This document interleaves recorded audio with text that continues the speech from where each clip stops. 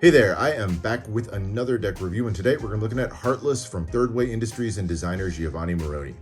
Allure is always at the forefront of any Thirdway deck, with several of his designs drawing on the more established mythologies of the world. But lately, Giovanni's been working to create his own universes and stories to inspire his most recent decks. Heartless is the celebration of the Nether, an alternate version of hell populated by demons and demonesses and imps, all of whom end up losing their dark hearts in a twist of fate. It's an inventive and fun backdrop for yet another ornate deck in the Thirdway line. And as a consistent fan of Giovanni's art and stories, I can't wait to dive in. The deck comes in 3 different versions. We see here the 2 that came with a campaign. We have the more standard, and I use that term loosely, Abyss version of the deck, and then the limited Nether version. And then post-campaign, we were treated to a 3rd version, Gehenna, done here in red. So all 3 versions, we're gonna get a chance to take a look at all of them, but let's start off with a dive into the Abyss. Now, the tuck for the Abyss was manufactured by my favorite tuck maker anywhere, Bashero and Newton out of Italy. They've done a number of other decks, including the recent Memoria decks from Thirdway, as well as work with other designers like Yoku and Electra. And their work, in my mind, second to none. This particular one's done on a premium black matte paper, and it uses 2 different foils, red and gold, to create the artwork. Now, surprisingly, there's no embossing on this one, but I will say the foil process does give an ever so slight texture of its own. It's definitely a familiar aesthetic whenever you get into Giovanni's line work, with tons of tiny details and beautiful patterns that I think work incredibly well. The name of the deck on this one kind of gives me a little bit of an Art Deco vibe, the font that he chose on this one, and then that nameplate surrounded by those great fun little details. You get the radiating circles here in the center that kind of give you a feel of the pits of the Nether, and then of course the fun little imp over here, millions of these tiny guys that populate the Nether, and you can see him poking his head up there with a menacing growl on his face. And then surrounding it in the kind of gold frames and borders, I love the little gold lined black heart here in the center, and then those thorny borders that surround the deck. Really great look to it overall. Turning to the sides, you get Heartless on one side and on the other. Some basic ad copy on the bottom for Cardamundi, who printed this version of the deck, Bashero and Newton, and of course Thirdway Industries. Top here has something that's a little bit of a mainstay of a lot of Thirdway decks. You get just the stylized 4 pips there. Back has the foiled version of the back of the cards. You get that great look at the gold and red there against the black. And then as you open it up, you get more of those imps at every turn. You're gonna see them all over the place. So there's one of them on the larger flap, and then I love the sad and happy ones on the tiny inner flaps here. And you get some luxurious inner foiling as well that continues with the theme. This time you get a small little army of those ever-present imps, all surrounding another one of those darkened hearts with their pitchforks raised. Cool look to that one, and then those radiating patterns continue all the way through the tuck box. It's a fun design and a really expertly crafted tuck box. Wouldn't have expected anything less out of Bashero and Newton, but let's check out the cards. All right, so the back design on this one is done on a fittingly dark black background, and it features some of the same line work as the tuck. It's done by Cardamundi with their excellent cold foiling process with that bright gold foil partnered with the red ink accents. Great contrast against the black card back, and it really showcases a design that again gives me some more of that 1920s Art Deco vibe. The design centers around the pair of those empty hearts, kind of another recurring element in the deck, and then surrounded by tons of red radiating patterns here and those twisting gold foil borders with that thorns twisting their way around the edges. It's a classic feeling back design, completely 2-way, and kind of keeps the deck reasonably functional despite it being a full custom deck, but I really like what's going on in this one. Now, turning to the faces, the cards have a more traditional white background instead of the black, and all the cards feature a gold and red metallic ink mix. So the reds here are all done in metallics as well as that bright gold. Gold definitely shines a little bit more than the red, but both of them look really great in hand. Now, starting off with the 4 portrait style jokers, we get a chance at last to really start diving into a little bit of the story of the deck. Like I said, Heartless is an exploration of an alternate version of hell populated by the demons and demonesses and imps. And the first joker is an image of their king. This is the king of the Nether. The style definitely draws on some of the elements of the classic Bicycle Kings, from the crown and the hairstyle to the orb that he has in his hand, the symbol of his office. But it's really definitely kind of takes on Giovanni's art style with the radiating artwork, the really clean line work overall, and little bits of the kind of sprinkling of iconography all over the place. You'll see like little hearts here, the eye at the top, things like that. Wouldn't be complete, no portrait here would be complete without the inclusion of that really ornate gold metallic frame, and of course another view of one of those funny little imps. You'll see these guys all over the place in the deck. These are adorable little guys. They kind of remind me of the minions from Despicable Me.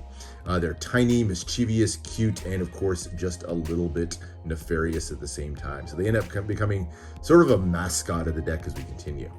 But anyway, back to the Nether. So like any good hell story, the Nether is a place for the demon residents to harass sinners and cause mayhem, but their life is about to be turned upside down. So the second Joker here features the Prophetess. She warns of the coming bright turmoil, which she says is going to taint all the demons of hell, stealing away their dark hearts and in a sense basically turning them good. So she tries to rally the devils to fight against this coming catastrophe. And who is it that finally comes to fulfill the prophecy? Well, enter the third Joker and the main character of the story. This is Serafina Lucinda Angelica. She's not a devil, but an angel, as her name suggests. She was sent by her father, the All-Father, from Elysium to destroy the Nether. And she only knows kind of a little part of the All-Father's plan. So she descends down into the Nether. She's kind of trying to figure out her path, figure out what it is that she's been sent there to do. And as she gets there, Serafina starts to become sort of charmed by the demons and the imps that she finds there. So yes, she's turning them good with her gaze, bringing that bright turmoil that the prophetess warned about, but at the same time, she herself sort of changes as they begin to follow her. And she starts to see the possibility in the Nether. So maybe she even inherits a little bit of that evil herself as she in turn takes over the realm, becoming an angel who rules over the Nether. And so the end of the story, we're sort of left to wonder, what is Serafina going to do with her newfound power? Is she going to carry out her father's plans to undermine and ultimately destroy the Nether, or is she going to rise up herself in her own resistance against Elysium? The Serafina card, beautifully done, really stands out. No red in this one. It's all done in gold, kind of a nod to her origin as an angel. She's also the only character that doesn't have horns in the deck because, of course, she's an angel, not a demon. And then the final demon on the last of the four Jokers. This is one of the demon lords who, just like all the others, resists but then ultimately succumbs to Serafina. And want to draw attention to perched up here on his head. This is another one of the small kind of micro heroes of the deck. This is the Me Warrior, one of the many, many imps. He's self-absorbed, proud little guy, and he's become sort of the showiest and most famous of all the imps. And this pose here kind of shows you that he knows it, up there in that sort of Captain Morgan style pose. This is the one that sort of became, I don't know, I'll call it the mascot of the deck, if you will. But very cool look to it. So love the style of the four Jokers. Giovanni really has just been killing it with some of the Jokers and extra cards he's included in the decks. But let's get into the rest of the deck. So the custom fun, of course, doesn't stop there.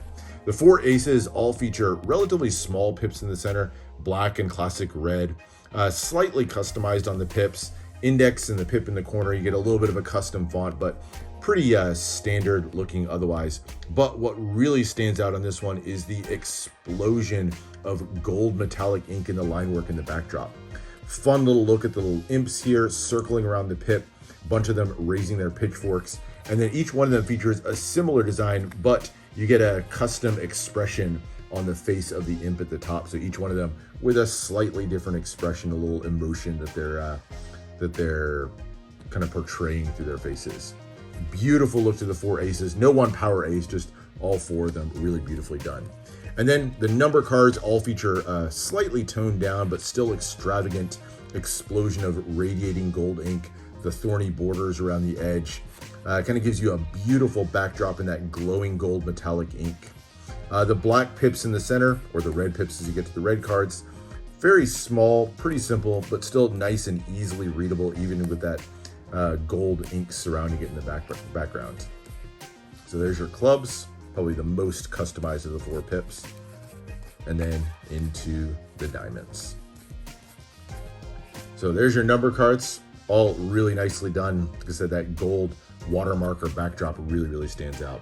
And then finally are the courts, a celebration of some of the denizens of the Nether, the demons and demonesses who roam the land. The courts definitely draw some inspiration from a lot of different spots. Of course, you can kind of see some of the influences of bicycle courts, the basic styling of the clothes, the basis of the poses, the crowns and the hair, things like that.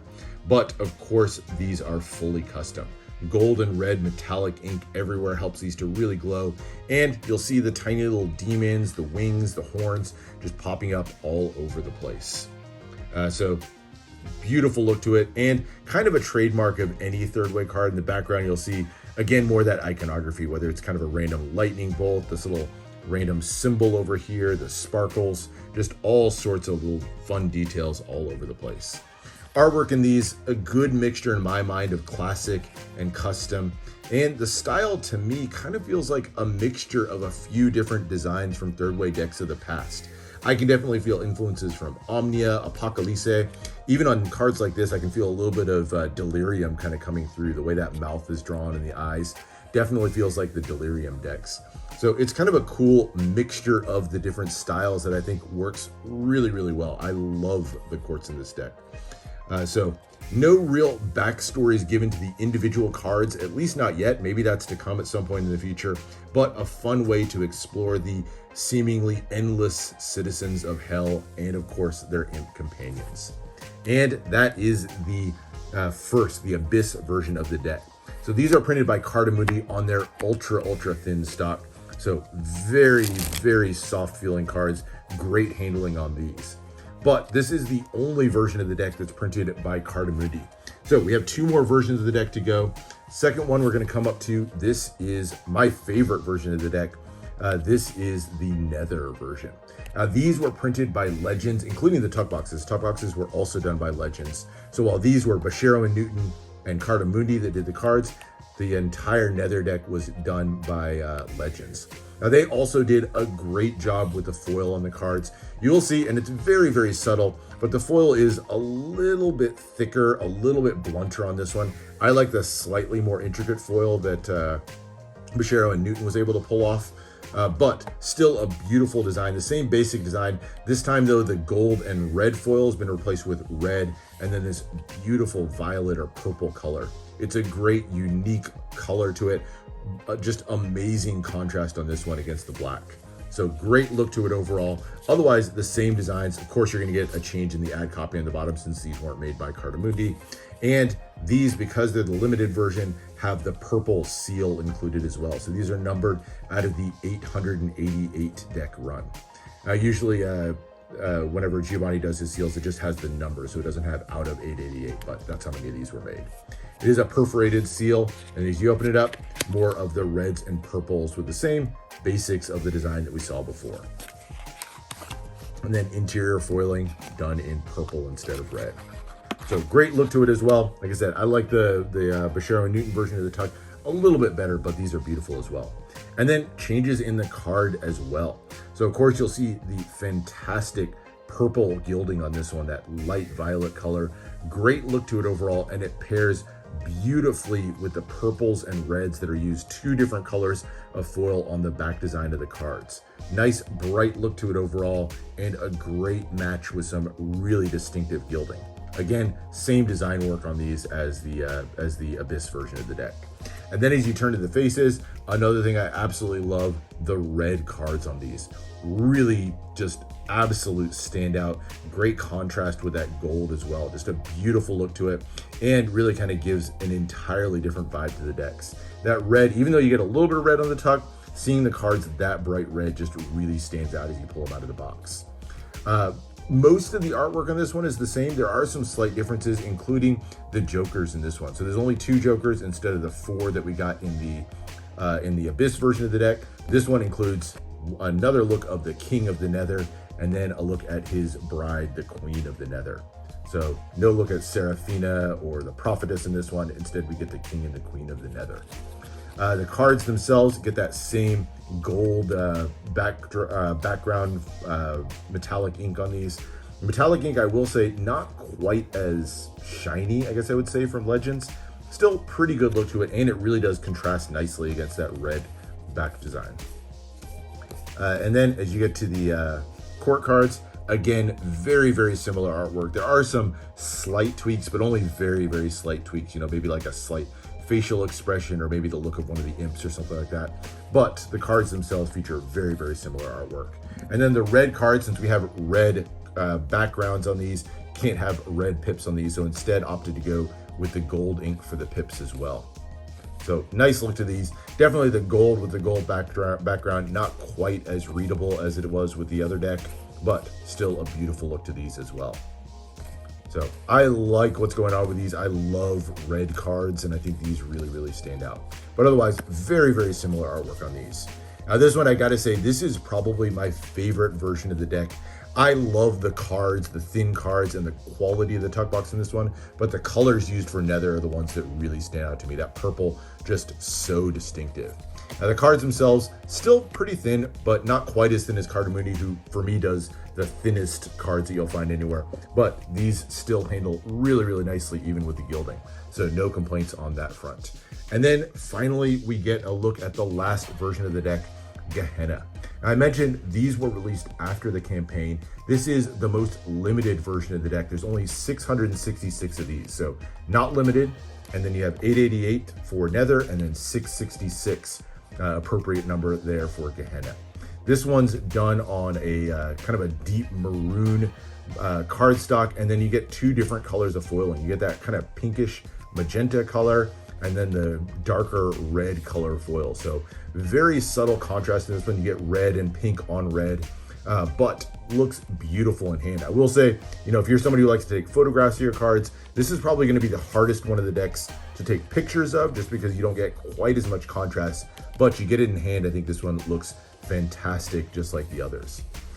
This one, just like the Nether version of the deck, this one was printed both tuck and cards by Legends playing cards, and features a numbered tuck seal of its own, this time in red. And as you open up the cards themselves, you get that red interior foiling, and the cards are a gilded, an alternate gilding of the Nether cards, but with a few slight changes. So again, very similar. The faces are going to be exactly the same as we saw in the Nether deck, with the gold pips and the black pips, and then the same pair of jokers, or I guess with some very, very slight changes. And then you get some beautiful red gilding on these. And then the back design here, done in two different colors of foil. It's a really striking look to it as well. You can see, of course, that red, almost pink colored foil. And then very, very subtle against the black card is that black foiling as well. Again, this is one of these that maybe isn't quite showing up on camera, but you get it in hand, you hit it in the right light, and I think it is a brilliant look to this one overall. Very sort of dark, mysterious, not quite as good or not nearly as good of contrast as you get with the other two, but a striking third deck in the line, in my opinion. So great look to all three of these. And just like the Nether version of the deck, even with the gilding, this one handles really, really nicely. So great job on the gilding, very, very clean look to it, and a great match with the foil. So that is it. That is the three versions of Heartless. I think all three versions are great. For me, I'm going to give the nod to Nether as my favorite of the three, just the unique use of the purple. But I don't think you can go wrong with any of the three versions of this deck. I think they all came out great. But anyway, that's it. Hope you enjoyed this deep dive into Heartless from Thirdway Industries. Yet another fantastic deck in the line from Giovanni. I want to thank him for making the deck. I think did a phenomenal job with it as always, and always love to take a dive into the lore. So hope you enjoyed as well. Make sure to subscribe for more deck reviews, more unboxings. Let me know what else you want to see, and I'll see you for the next one.